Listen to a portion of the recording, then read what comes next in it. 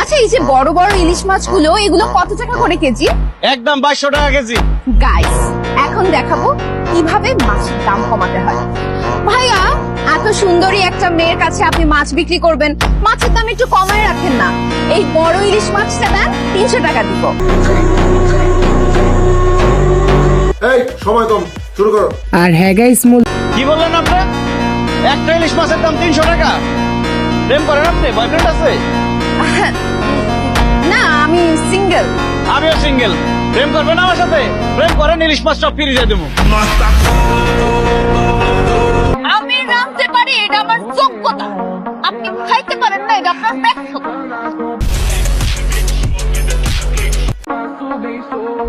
আমিও আর একটা বিয়ে করবো, এটা আমার যোগ্যতা।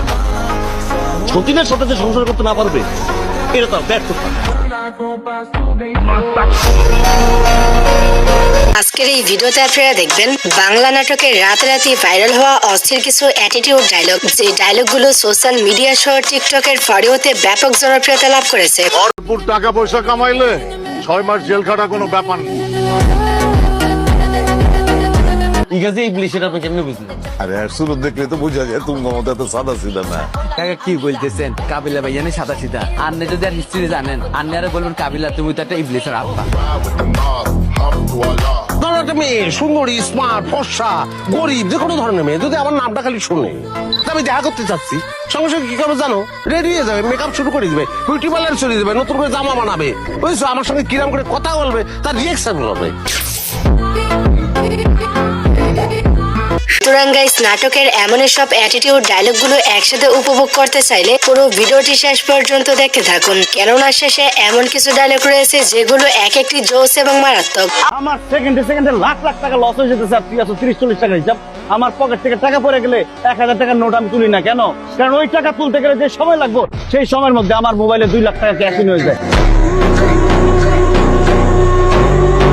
এই সময় কম, শুরু করো। আর হ্যাঁ গাইস, মূল ভিডিওতে যাওয়ার আগে আপনার কাছে আমাদের এই ছোট্ট চ্যানেলটি সাবস্ক্রাইব করার অনুরোধ রইল। ঠিক আছে, ঠিক আছে। তাহলে আর বেশি কথা না বাড়িয়ে চলুন ভিডিও শুরু করা যাক। তো শুরুটা করা যাক নিলয় আলমগীরের রাতারাতি ভাইরাল ডায়লগ গুলো দিয়ে। ভাই আজিজ, আমার ননদ কিন্তু খুব কেয়ারিং। যে ঘরে যাবে সে ঘরে খুব জল জল করবে, আলোকিত হয়ে যাবে। 100 টাকার বাল্ব তো যেই বাড়িতে লাগাবো সেই বাড়ি পুরো আলোকিত হয়ে যাইব। বর্তমানে আলমগীর ভাইয়ের এই ডায়লগগুলো সোশ্যাল মিডিয়ায় ব্যাপক জনপ্রিয়তা লাভ করেছে। তোমার একটা কথা কয়ে রাখি, আমি টাকা পয়সার আমার কোনো অভাব নাই। আমার প্রচুর টাকা, 2 হাতে উড়ায়ও টাকা শেষ করতে পারবে না তুমি, কারণ আমি টাকা তোমার উড়াইতেই দেবো না। তুই যে কলাটা ছিল মুখের মধ্যে ঢুকালি, তুই একটা বার আমার জিগাইছস কলার দাম কত? এই কলার দাম তুই দিতে পারবি? এই তুই কার সাথে কিভাবে কথা কইতেছ? তুই আমার চিনস পকেটের বাচ্চা? আমি শিল্পপতি আজিজ। আর সত্যি বলতে তার নাটকগুলো আমার কাছেও বেশ ভালো লাগে। ভাইরাল হতে চাইলে নিজে ক্রিয়েটিভ কিছু কর। টিকটক দেখে ছাপড়ি মতো খালি কপি করিস না। বঞ্চিত হয়েছে তোর গলার মধ্যে চাপ দিয়ে একটা। খালি গায়ে একটা টুকা দিয়ে দেখ, হাত পানি আবার যেতে পারবে না, ভাঙ্গা পকেটে ভরে দেবো। যাই হোক, তারপরে আপনারা দেখবেন নাটকের জনপ্রিয় অভিনেতা মুশফিকার ফারহানের রিসেন্টলি ভাইরাল হওয়া ডায়লগগুলি। হিরণ সাহেব, সমাজ সেবা করবেন, মানুষের পাশে থাকবেন, ভালো কথা, কিন্তু আপনার ছোট ভাই আমার বন্ধুরে গুলি করার সাহসটা কই পাইলো ভাই? ইতিমধ্যে যারা টিকটকে কম বেশি আসা যাওয়া করেছেন তারা হয়তো ফারহানের এই ডায়লগগুলো একবার হলেও শুনে থাকবেন। আচ্ছা, আমি একটু দেরি করে ফেলছি। আমার সকালবেলা আমি আসলে ঘুম থেকে উঠতে পারি না, একটাই প্রবলেম আমার। ভাই, রাতের বেলা কি আপনি চুরি করেন নাকি? Excuse me? অ্যাকচুয়ালি যারা রাতের বেলা চুরি করে তারা তো ঘুম থেকে আর্লি উঠতে পারে না। আপনিও তো দিনের বেলা আর্লি ঘুম থেকে উঠতে পারেননি, এজন্য ভাবলাম আপনি আবার চুরি করেছেন কিনা। আসলে সকাল সকাল ঘুম থেকে উঠে কামলারা অবশ্য জমিদারদের লাইসেন্সের সম্পর্কে ধারণা থাকবে না, এটাই স্বাভাবিক। দোস্ত চল কাজীবির সামনে। সো এরপরে রয়েছে ব্যাচেলার পয়েন্টের পরিচিত মুখ শিমুলের অস্থির কিছু বাবমার্কা অ্যাটিটিউড ডায়লগ। তোরে ব্যাকে খালি কি লাইবো? তুমি কিন্তু ইদানিং বেশি ফটর করো। এই 2-3 গা চকলেট পোলা বাইন্দে ভাঙাই খাই, তোমার অনেক পার্ট বাড়ি গেছে।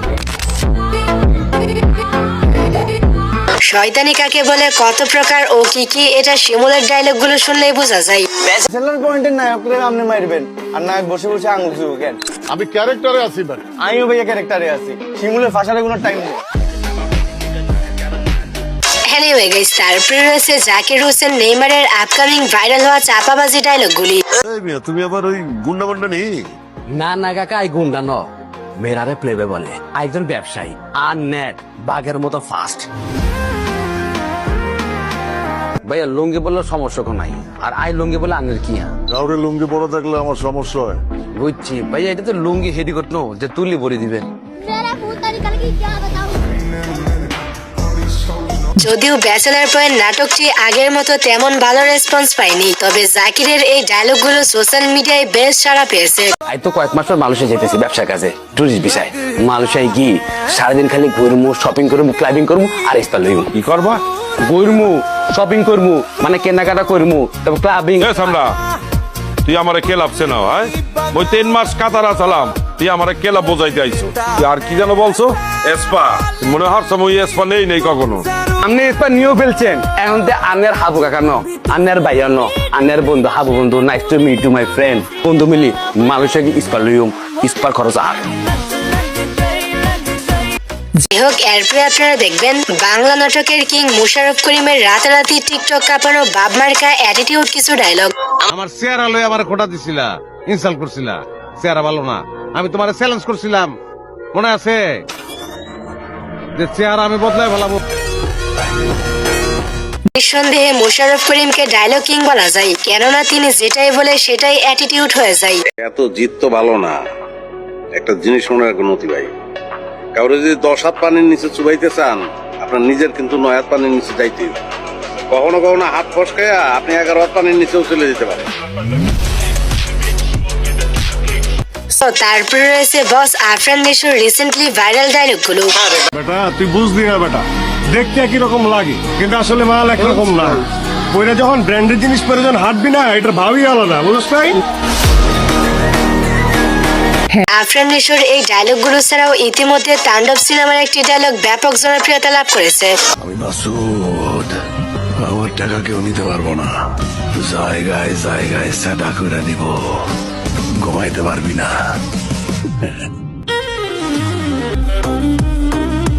সো গাইস, তারপরে রয়েছে আন্ডারওয়ার্ল্ড পাশার রাতারাতি টিকটক কাঁপানো অ্যাটিটিউড কিছু ডায়লগ। ভরপুর টাকা পয়সা কামাইলে 6 মাস জেল খাটা কোনো ব্যাপার না। ভাষার অস্ত্র লাগে না, ভাষার মুখের কথাই হইতাছে রামদা বর্জি ছুরি চাদর চাইতেও ধারানো। সবাইকে নিয়ে তো আর নতুন করে কিছু বলার নেই, বিকজ তার প্রত্যেকটা কথার মধ্যে অন্যরকম একটা অ্যাটিটিউড ভাব রয়েছে। তোর মন চাইলে এখনো জাকিরারে ধরে খারাই দিতে পারস, আমি কাবিলারে ঠেকাম।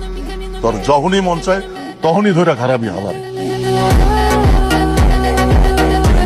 যাই হোক, এরপরে আপনারা দেখবেন বর্তমান সময়ে নাটকের সেরা অভিনেতা নির্জন রাহুলের সোশ্যাল মিডিয়ায় ভাইরাল হওয়া ডায়লগগুলি। সমস্যা তো আপনার character, you don't even know the basic manners.